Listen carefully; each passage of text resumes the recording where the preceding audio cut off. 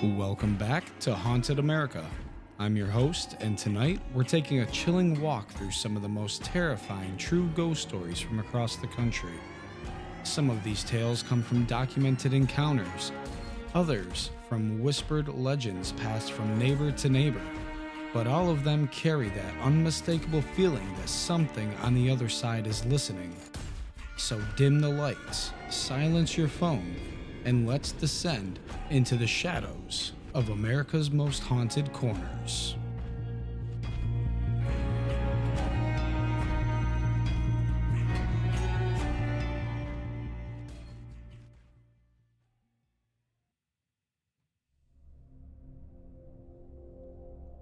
Our first story comes from rural Alabama.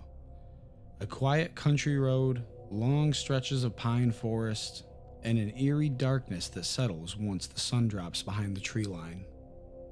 In 2017, a man named Marcus was driving home late after a work shift. The route he took every night twisted through the dense woods with no houses, no streetlights, just the faint glow of his headlights stretching down the asphalt. That night, as he rounded the bend, he slammed on his brakes. A woman was standing in the middle of the road. She was in a white dress, bare feet, long dark hair covering her face. At first, Marcus thought she'd been hurt, lost, maybe drunk. He rolled down his window just enough. "Ma'am, are you all right?" he said. The woman didn't move, didn't look up, and then she started walking towards the car. Marcus's stomach dropped. He felt that something was wrong. Every instinct screamed to back up, turn around, anything to get out of the situation. He flipped on his high beams, and she vanished. Not ran away, not ducked into the trees, just gone. The road was empty. Marcus sat there frozen, hands shaking, staring at the pavement, and then a loud slam hit the trunk of his vehicle. Marcus spun around, but there was nothing there. He floored the gas, heart racing, speeding as fast as he could. When he got home, he ran inside and refused to go back out until the next morning.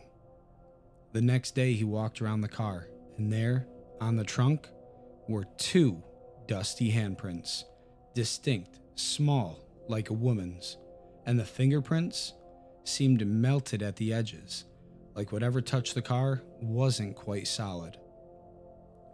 Later, he learned a local legend from decades earlier. A woman had been struck and killed on that same stretch of road while trying to escape an abusive partner. Some locals claim she appears to lone drivers, especially men, and that she always approaches them from behind the car, as if trying to climb inside to call for help, or drag the driver with her into the afterlife. To this day, Marcus refuses to take that road at night, and he never drives alone past the place where the woman stood, waiting.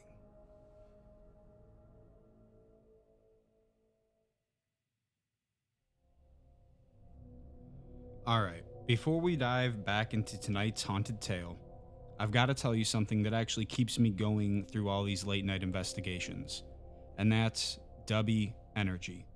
Look, when you're up at 2 a.m. reviewing EVP recordings or scrolling through ghost footage, the last thing you need is a sugar crash or shaky hands. Dubby gives you clean, focused energy. No jitters, no crash, and definitely no creepy side effects. It's packed with natural caffeine, vitamins, and nootropics. Everything you need to stay alert when the shadows start to move. And if you want to try it yourself, here's a little treat, or maybe a trick. Head to dubby.gg. Use the code HAUNT10 at checkout to save 10% on your order. That's HAUNT10 to get 10% off and keep your energy level higher than your EMF readings. Dubby Energy. Fuel your focus and maybe your next ghost hunt.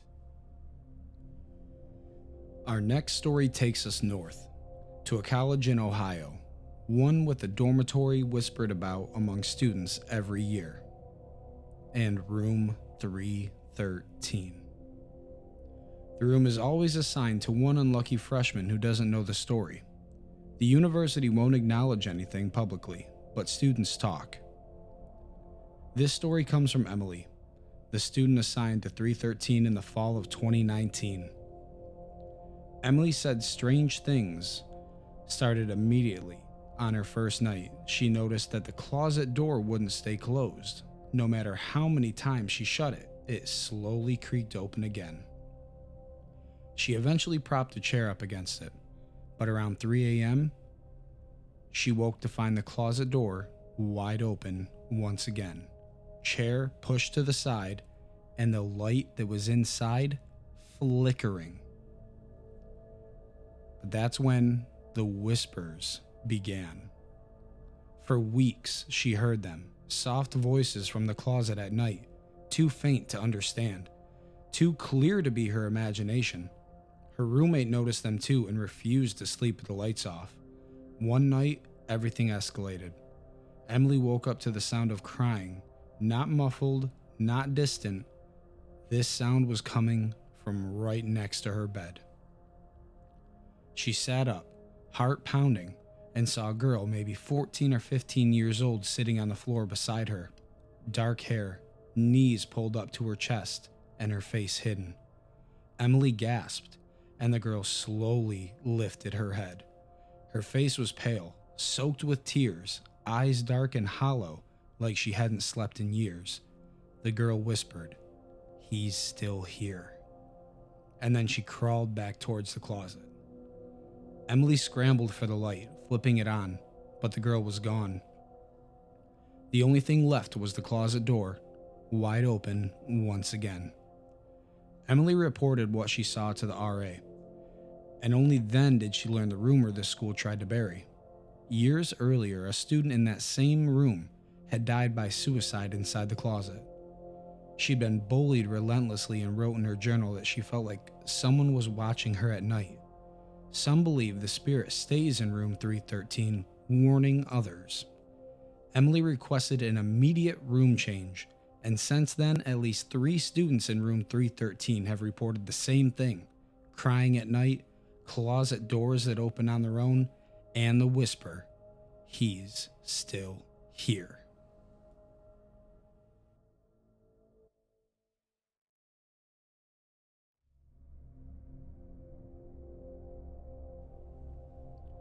Our final story takes us out west, into the Rocky Mountains of Colorado, where abandoned mines dot the landscape and old structures still lean with the weight of history. This is a story of a retired park ranger named Dale. In 2004, he volunteered to help restore an old mine headquarters, a 2-story wooden building dating back to the 1800s. The place was rumored to be haunted, but Dale wasn't the type to scare easily. One evening, he was finishing up some work alone. The sun had just dipped below the mountains and the building was dim except for one lantern that he'd brought with him. As he hammered down a loose board, he heard footsteps on the second floor. Slow, heavy, and these footsteps were deliberate. Dale called out, thinking another volunteer had come in early. No answer, and the footsteps continued. Dale climbed the stairwell, lantern in hand. With each step, the air grew colder. The last few steps were freezing. At the top, he shined the lantern around. The room was empty, but he could still hear breathing, soft, steady, coming from the far corner. Dale approached, ready to confront whoever was messing with him, but as the lantern approached the corner, a tall shadow stretched along the wall, distorted, thin, and towering. He spun around, expecting someone behind him. No one, and that shadow remained. Dale backed up, and that's when he noticed the shadow wasn't matching his movements. It shifted on its own, stretching up the wall and leaning towards him. He stumbled down the stairs, nearly dropping the lantern. Heart pounding, but halfway down, something heavy hit the top step. Dale turned just in time to see the dark silhouette crouched at the top of the stairwell. Its shape was human, but twisted. Shoulders unnaturally broad, legs bent wrong, head tilted as if it was studying him. Then it started descending, quite quickly. Dale bolted out the door and didn't stop running until he reached the parking lot. The next day, he returned with the restoration team. They found deep gouges in the wood of the stairwell, long marks that weren't there the day before. Locals say the building is haunted by a miner who died in a collapse deep underground.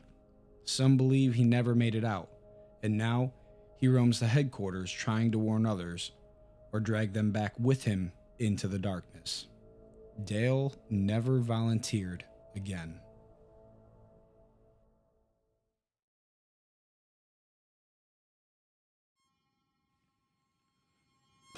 From lonely roads to haunted dorm rooms to the restless spirits of the American West, these stories remind us that the past never really stays buried. It lingers, watches, and whispers. If you've enjoyed tonight's episode, make sure to follow Haunted America wherever you listen to your podcasts. And if you have your own ghost story, send it in. You can email us at hauntedamericapodcast@gmail.com. That's hauntedamericapodcast@gmail.com. You can also find us on Facebook and YouTube. Until next time, keep your lights low and your mind open, because in America, every town has a haunting.